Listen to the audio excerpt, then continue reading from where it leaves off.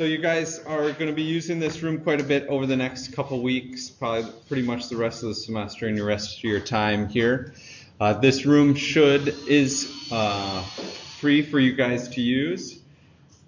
Currently, you have to, however, bring your own material and your own bits to mill down here. So the bits are sold in the bookstore, a couple of options of bits, but then there's more bits available online and at your local hardware store. So the nice thing is, because it's free, it's your responsibility to run these tools. So that's how we are able to not charge you, because you're not paying somebody to watch them. So you have to stay by these tools at all times when you're using them. So you have to be paying attention. Now you're cutting foam for your first couple projects, so that's not as crucial of the material is like cutting air. So when you start cutting MDF and plywood and aluminum, you have to be here watching it. You shouldn't just leave without our permission.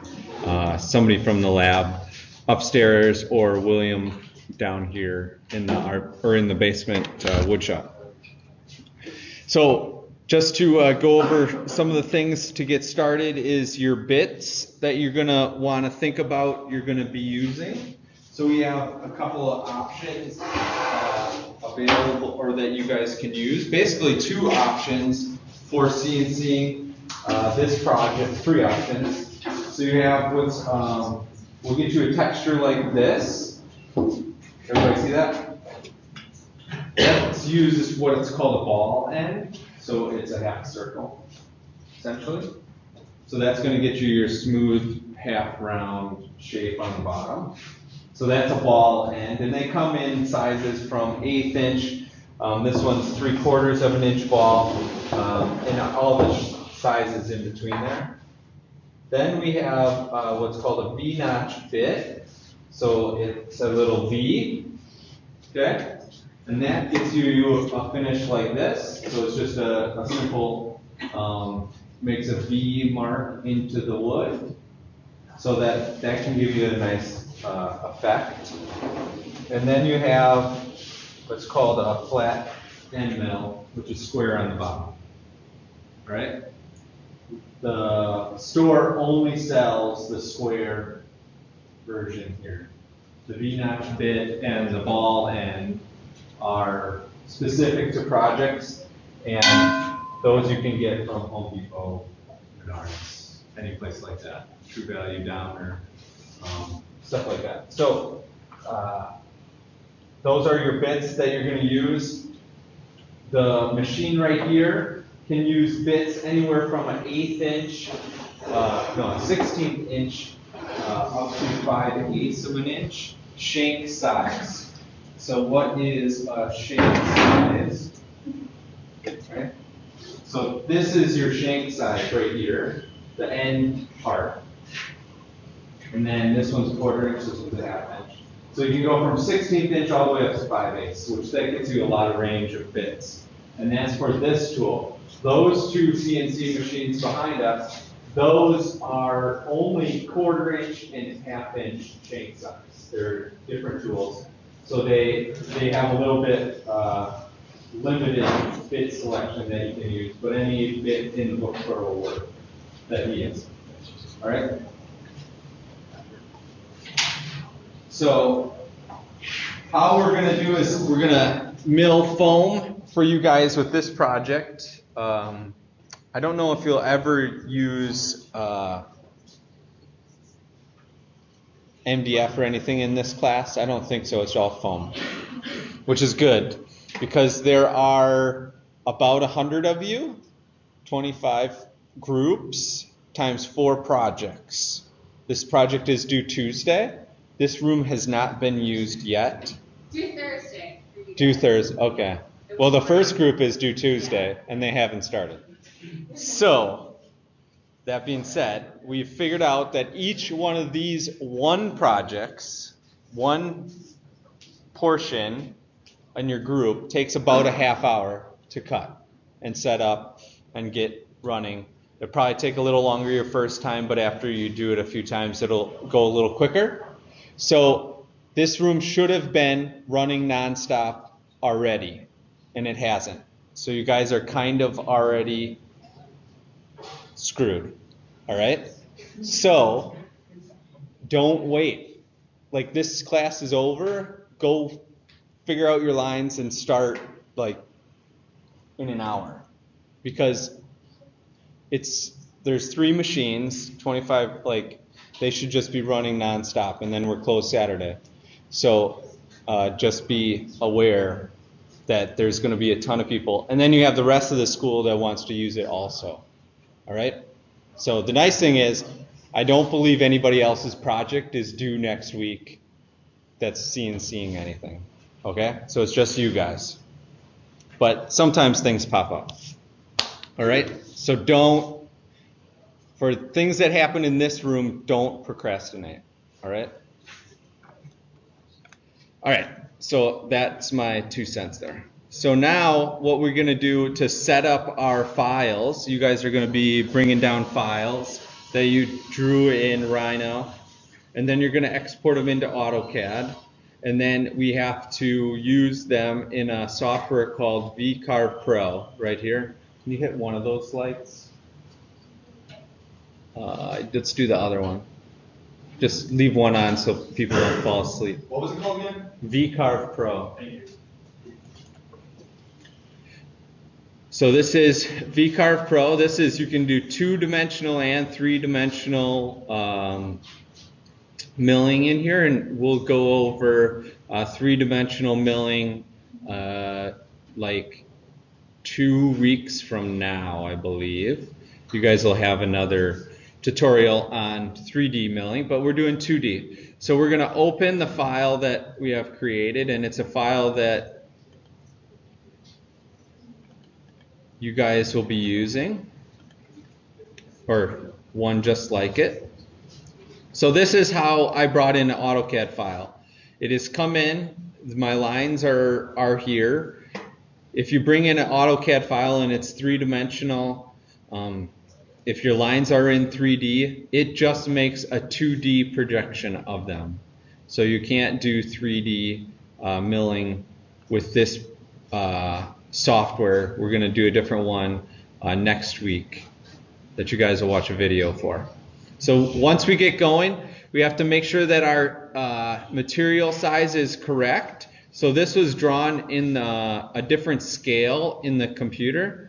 So I need to scale this down. I prefer to scale it in my native software where I drew my code, because this software sometimes doesn't scale things perfectly. So I would prefer you to make sure that your scale is right before you bring it down here. It should be in inches.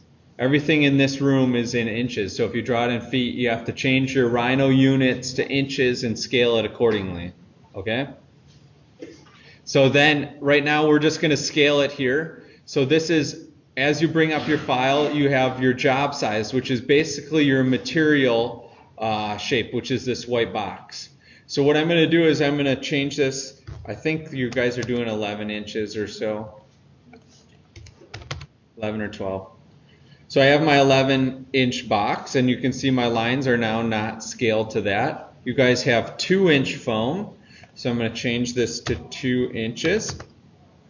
And then I have this option right here. I either going to 0 on the top or 0 on the bottom. And what that means is the machine 0 plane, which is the Z height of your model, it can either be on the top of the material or on the bottom of the material. So the bottom would be the bed of your CNC machine, and then the top is your material that you're cutting. If you're cutting all the way through something, we'd prefer that you 0 off the bottom, because then you're not going to put marks into my bed.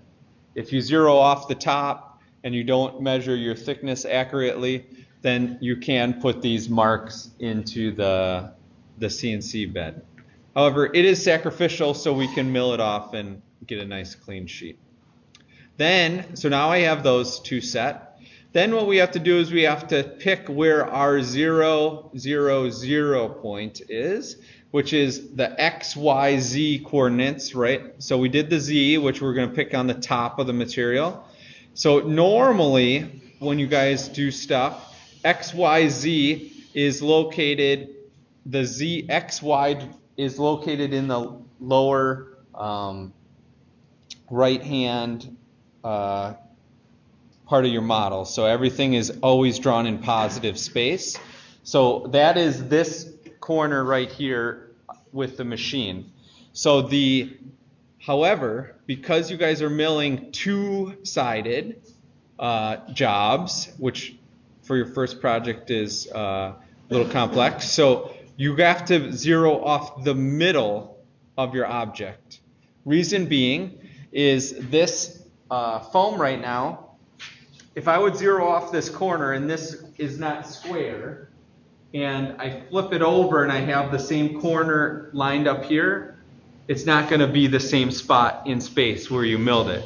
So what we do is we draw a line across from corner to corner, and then where that intersection is our 0 point. So then when you do the same exact thing on the other side, that center point should always be the same, within like a 32nd of an inch, as close as we can get.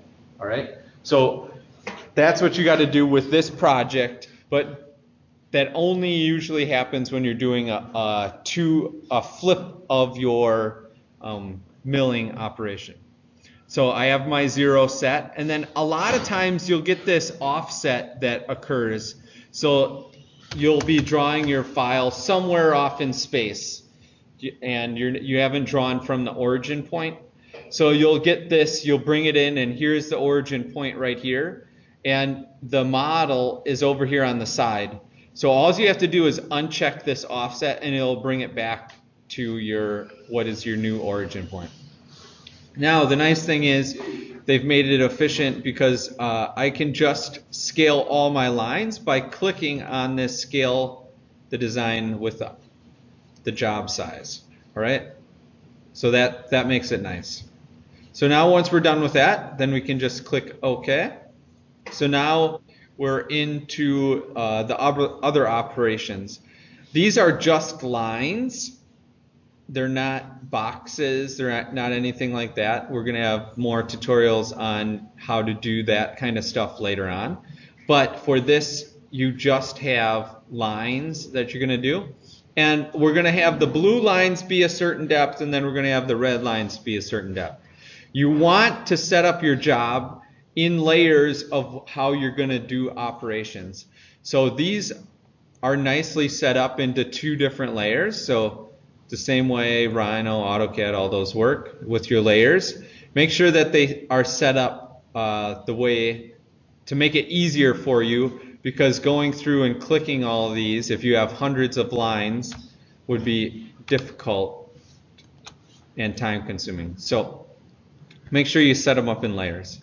So I'm going to then highlight all my lines. And that did highlight there was a box around this, so I have to get rid of that box. So I just hold Shift and unselect that box. So now I have my line set up. Now there is this tab in the corner that's going to set up our toolpaths. So toolpaths are operations that the CNC machine uses. So it's over here on the side.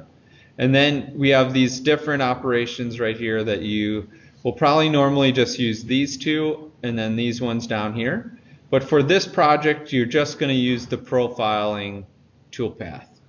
So now this is where we get to start our setup of how we want our object to be cut.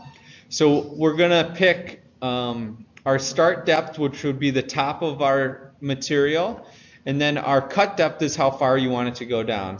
So I want this to go down 3.75 inches, and I'm going to use a ½ inch or this 3/4 inch ball for our project. So it'll get a nice smooth finish on there. So I have a 3/4 inch ball already selected. But what if your bit's not already here for your tool. The tool is your bit. So what we do is we hit select. Now this brings up all the bits that are preloaded in our software. So you can look through here and try to find your right bit. And what we're doing is we're creating these bits that are labeled, whatever they are, labeled with foam at the end. Because when we're cutting foam, we don't have to worry about the resistance on the bit because the foam is so porous and it's so light. There really isn't much strain on the bit, so we can cut really, really fast. So we have this ball nose 3/4 inch foam that I have already set up. But what if we don't have, you don't see the one right here for you? So if I wanted, let's say I had a 1/2 inch bit, I'm going to copy the bit that's very similar to the bit that I'm using. So it's a straight bit, a V-notch bit. Just copy the one that you have. And then you're going to change the size right here. So I'm going to say that this is now a 1/2 inch bit. My now tool diameter is 1/2 inch. And then my pass depth is never more than half the bit width. That's usually the rule of thumb. So half the bit width. So we're going to go with 1/4 inch per pass. All right. And then when you do a step over, that's not really necessary when you're following a line. That's more when you're doing 3D milling. And then your feed rate, this is set up currently at 6 inches per second, and then a plunge rate of 6 inches per second. What is that, right? So feed rate is how it travels in the XY direction. All right, so this is X on the machine, this is Y in the machine. So how fast it moves in that space. So the mill is set up to take more forces on the edge of the bit. So if you can imagine the bit is moving this way in your material, it wants to take the forces on the edge of the bit. Then with our plunge rate, normally the plunge rate is half of our feed rate or a little less, especially when we're doing aluminum or plywood or MDF, anything like that.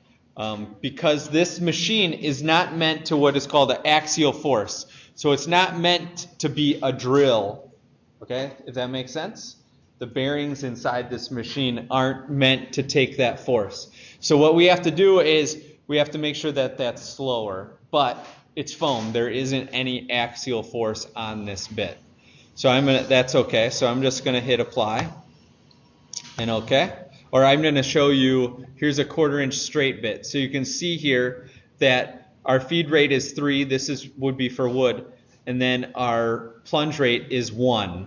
So that's the difference. So you don't want to be going too fast straight down because you're going to wreck my spindle right here. So I'm going to switch this back, however, to my 3/4 inch foam ball end. So I have it, as soon as you select your tool, it pops this over here to make sure that you've selected your lines, but if you already did, then you can just click on the tool pass and it pops open. You can see here that to make my grooves in this is going to take 1 pass, all right? So it's going to just trace these lines really fast. You have options of going inside the line, outside the line, or on the line.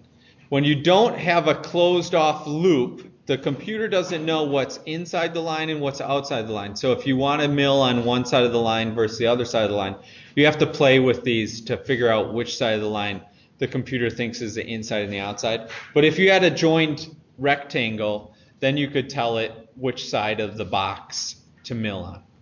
But for this exercise, we're just going to go on the line. And then we don't have to worry about the last pass stuff. We don't have to worry about adding a tab. A tab is if you're going to cut all the way through an object, it keeps that object intact with your material so that as it gets that final pass around the last pass of the material, as it's going to break loose, it adds tabs to that last pass so that your piece doesn't go flying and get wrecked. So that's all we have to do for this. So all you have to do is hit calculate. And now we have our blue lines are where it's going to cut. Our red lines is where it's traveling in space without cutting. So it's just going to move back and forth here. We can preview this so we can see what that's going to look like. Looks great, right? So now we need to add our other tool paths. So I'm going to close that. I have to now go back to my where my lines are. So we have our 3D view up here, and then where our drawing is. I'm going to change my layers. So now I have my layer 1 selected. I'm going to highlight all those. You eliminate the outside cut. I'm going to go back in to my profiling cut. And now you can see everything that we set up is now exactly the same. So we don't have to change everything. If you want these to be the exact same depth, you don't have to change the bit. Maybe you want to do a bit change, maybe you don't. But this one I'm going to change to be 1/4 inch down. Everything's the same, so then I can just hit calculate. And then I can then go in and preview what this is going to look like. So now I have a nice little texture, right? Beautiful. So we have that. Now, what did this create, right? We can see what it did on the computer, but what this does is create these different tool paths, profiling cuts. You could have pocketing cuts, you could have drilling operations, all different, hundreds of different operations within the same file.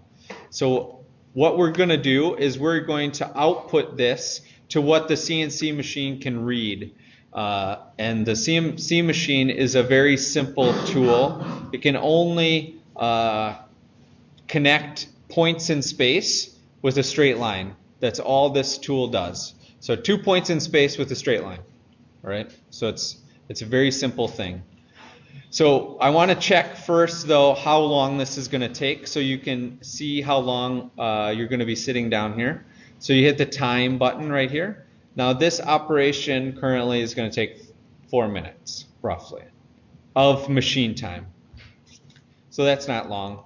But then you're going to have to flip it over, and setting this up takes a while. So that's why we're saying about a half hour per job. But by the end, you might be able to get this done in about 10 minutes. All right, now we have to save these out. So this is the save button right here. Save your tool paths. We click save. Now it brings up another operation. So what this is currently going to do is going to save these 2 jobs into one single file that the CNC machine is going to read. If you had a bit change, so let's say you wanted to mill the first one with a straight bit and the next one with a ball end, you want to save those out as 2 different files. Reason being is those files, you don't want the machine to just start cutting with the wrong bit that you have selected. So we are going to save, however, they're the same bit. We're going to output them to the same file. Sometimes if this is unchecked and these are checked down here, it only will output whatever one was last, whichever one is highlighted down here. So to make sure both of these are going to output to the same file, you have to check this box. All right, so we're going to save that toolpath and save it somewhere you can remember. So I saved it to the desktop. Then before I exit out of here, I want to make sure that I save this out so that I can come back to it if I've made a mistake. So I'm going to save that out, and that makes what's called a VCarve file, a CRV file. So it's not going to save over your AutoCAD file or Rhino file. So we're done with this software right now. So then we can just get rid of that. So now we're going to use another software which is called Shopbot 3, which is right here. So this is Shopbot 3 software, this red box. So I'm going to close this out, and I'm going to shut off the tool. Over here on the side, there's an on-off switch. So I'm going to shut this off.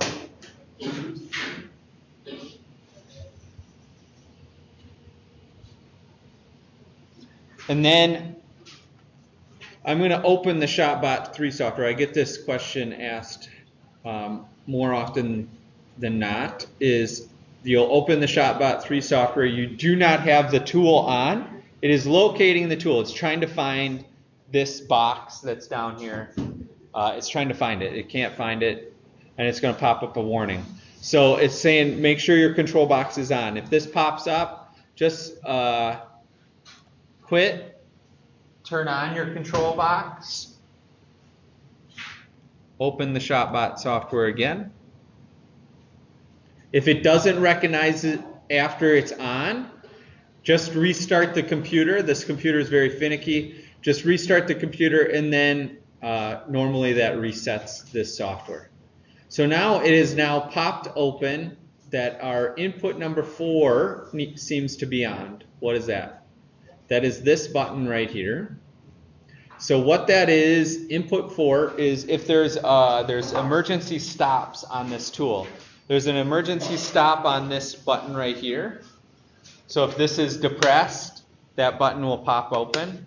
If this emergency stop button on the end of here is pressed, that will do that. Or if the machine is off and you haven't started it, that comes on. So if we're to reset button or input number 4, there's a blue button on your control panel right here. All you do is hit the blue button, and if everybody's really quiet, we'll be able to hear it resetting on the machine. Some of you hear that? A little tick. So now the machine is reset.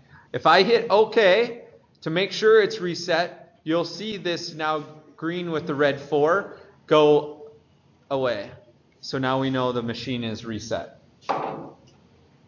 So now what we're going to do is we're going to move this tool. It is now touching my foam, so I don't want to move this CNC machine anywhere right now. I want to make sure I lift up the Z height out of the way. So how you do that is I open this little yellow box right here. That's your control of the machine manually. So this is your up and down arrows. This is the Z height right here. So I'm going to lift it up. So now it's out of the way. And then I could manually move this back and forth in the XY direction, which we'll do here in a little bit. So I have this operation is ready to go. I have my foam is already attached. I have a X in the middle of it ready to go. Then what we got to do is we have to put our bit inside the tool. So I have my bit that I'm going to use, my 3/4 inch ball end. You want to hit the lights now so everybody can see? All right. So now we have to pick our collet size. So this is your collet right here. This can go from a 1/16 of an inch to 5/8. So we have all those different collets. This one right here is a 1/4 inch, so that's the size we need. There was a 1/2 inch one sitting out here just a second ago, but I don't see it. But to change this collet between the two, all you have to do, I don't see it. Yeah, this one's 1/4 inch. Here it is. So this is a 1/2 inch right here. Is all you have to do is push on the side of this. You guys see that? You just push on the side and it pops open. And then you can change this out. All right. So I have my collet. Now I can put my bit inside here. But what depth do I put this bit inside here? You can see on here there's a line. You see that little line right there? It's your safe stick out line. So what that is you do not want your bit, so this line is about 1 inch in, you don't want your bit to be just hanging on here by a little thread. It won't work. All right? I see this all the time when students are trying to mill something and they always ask me what's the max they can mill. Always. Is they'll buy this bit that Larry sells in the bookstore, and then I'll come down here and this little thing is hanging off the end.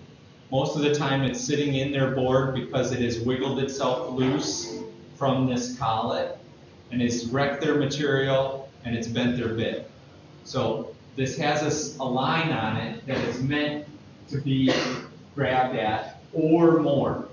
Okay? You never want to do less, right? Because it's going to vibrate itself loose, especially when you're doing more dense materials like MDF and foam or plywood and aluminum. Right? So I have my bit and I have my safe stick outside. Then what I have to do is there's the threads underneath here on the spindle. I can take this bit and the collet and I can screw those on to the spindle. Do you want to hold this? Me doing it? All right, just aim it here.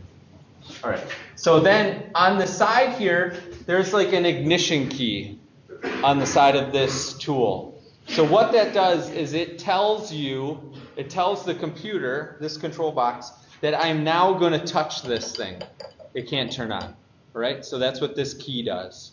If this key is not in the ignition, the spindle will never turn on, hopefully. Then we have a wrench right here. These are the only 2 wrenches to be used on this tool, right? There's other wrenches for the other ones on the other side for those ones, which are different than these 2 wrenches right here. Those wrenches are for those tools. This one's for this. So if you can't find this, it's probably in this room somewhere. But this tool usually lives right here on the magnets on the machine. So this smaller one goes on the top of your spindle. It's kind of hard to see, but there's some grooves in here, so I'm going to lock that in. Then I have my geared, my tooth wrench. I'm going to put that into my notch of my collet, and I'm going to tighten that up. And you want to make it pretty snug. You don't need to be over here with a hammer, but you got to use some force to tighten this down. So I'm going to put my wrench back, and then I'm going to put my key. I switched it. It says disengaged and engaged. Right now it's in disengaged. I put my key in, and I turn it to engaged. So that's all we have to do there. Then what we're going to do is we are going to zero the machine now. Remember where we had our 0 point we told in our code was to be the exact middle of our material. Remember that? Not if you're listening, right? All right. So what we have to do is we have to move this to this X that I have scribed on this piece of foam. I, however, don't want to just move it to right there because things happen with the CNC machine that are out of our control. Is the power might go out, the computer restarts, the computer freezes, somebody kicks the power cord, stuff happens while you're machining.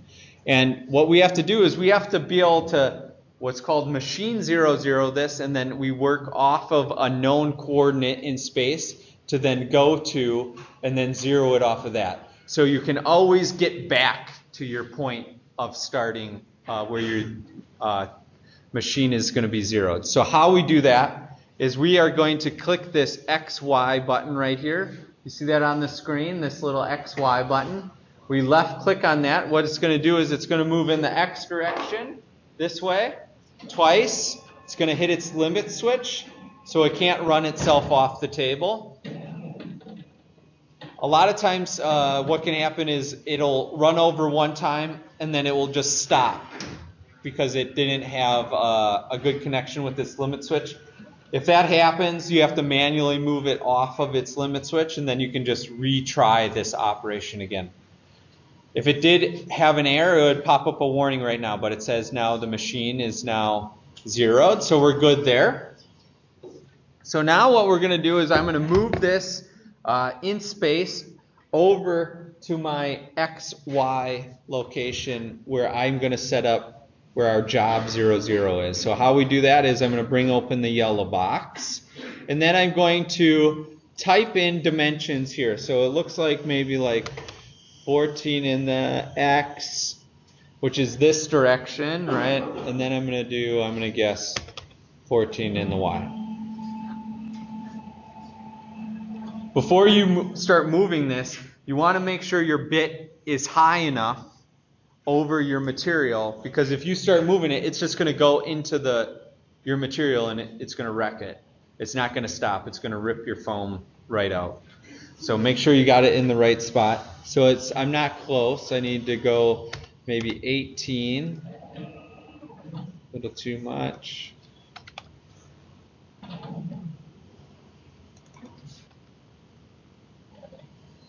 So I'm getting close. So I'm going to bring down my bit.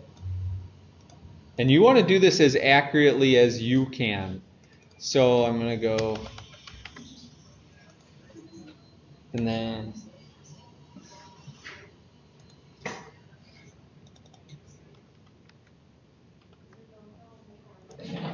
I sure hope so. Oh, no, that's okay. All right, so then I'm a little too far.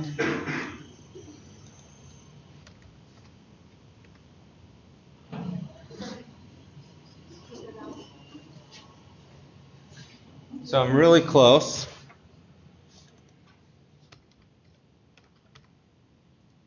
All right, so that's my 0, 0 point that I set up in the machine. So you're going to want to write this down, all right? Because we will forget. So I have my X. You only need to write down your X and the Y. So I have 17.5, and I have my 14.875. So now if the machine power goes out, anything like that, I can machine 0, 0 it, go back to that point, hit 0, and we'll be able to restart ourselves. So now how to zero this coordinates to make this our new 0, 0 point is you hit 0 axes, and we hit X, Y, 0, and you can see now it's changed over here on the side. So that's now zeroed. Good. Now what we have to do is we have to zero in the X, Y direction. I mean in the Z direction. So how we do that is there's this Z up and down button right here. So you just left click on that. And then it tells you to put this aluminum plate under your bit. So I have my aluminum plate. It knows the dimension of that plate, the thickness. And I'm going to attach the alligator clip to my aluminum. And then you just hit enter, and it's going to go up and down twice. If it doesn't get the same reading 2 times, it'll give you an error. So usually it works. Sometimes it comes down and you don't have a good electrical contact. It'll give you a warning, so then you just have to redo it. So now it's done. It's successful. It's telling us to put our plate away. So we're going to do that. So I hit OK. So now I have X, Y, and Z all in the right location. So now what we have to do is we have to load our code that we wrote. But what is that code? So I just find it here. Here it is. If I open this up, you can see this has a whole bunch of settings that we have in here. This is your code right here. It is. So these are just points in space connected with a straight line. That's all this is. So you want to you can read this if you want, but you don't have to. So right now we have 214 lines of code. You know, this code could be hundreds of thousands of line segments if you're starting to make a site model or a 3-dimensional topographical model. So that's what this software reads, is that file. So how we get that into here now is you go to cut part, left click on there, load in our file, hit open. So now it's loaded in here. I'm going to left click and it's going to prompt me that I have the right tool inside my bit that we set up before. So I'm going to say, yes, I changed it. I have my right one. Did I zero it? Yes. And then it's before we hit OK, don't hit OK right here. Just read this, and you'll see that it says that you need to start your router or your spindle. Well, this is a spindle. This is controlled by this control box right here. The 2 routers in the back over there are controlled by the software. They should always be on their little switch on the top. And then when you hit the OK button on those routers, it automatically turns on that router. But on this one, you have to hit this green button, all right? Now this is an expensive tool. Those are like $150 tools. This is a $3,000 motor right here. So what we need to do is take care of this motor. We need to let this thing warm up 10 minutes before we start cutting. So I'm going to hit the green button. And we're going to let this warm up for 10 minutes. And then once you hit 10 minutes, then you hit OK. When you hit OK, it's going to move your mouse and it's going to lock it into the stop button. So you can't do any other operations on this computer when this machine is moving. If something goes wrong, something bad happens, your bit breaks, something like that, you can hit the panic button, which is you just hit the keyboard, you can left click on the stop button, anything you do will stop this machine. You want to ideally not hit these stop buttons right here. If you hit these stop buttons, it cuts off all power to this machine. You lose your zero height, you lose your points in space. Oftentimes the spindle does not shut off fast enough. It'll drill into your board. So try not to hit this button. But if you have to, if there's an emergency, hit the buttons on the end. But usually the damage is done already. Just hit the stop button. That usually means your bit's broke or your material got loose. But if there is something that's going to happen, hit the stop button. I'm not going to sit here for 10 minutes, so I'm just going to hit cancel. And then it would start cutting after that. So I'm going to be posting this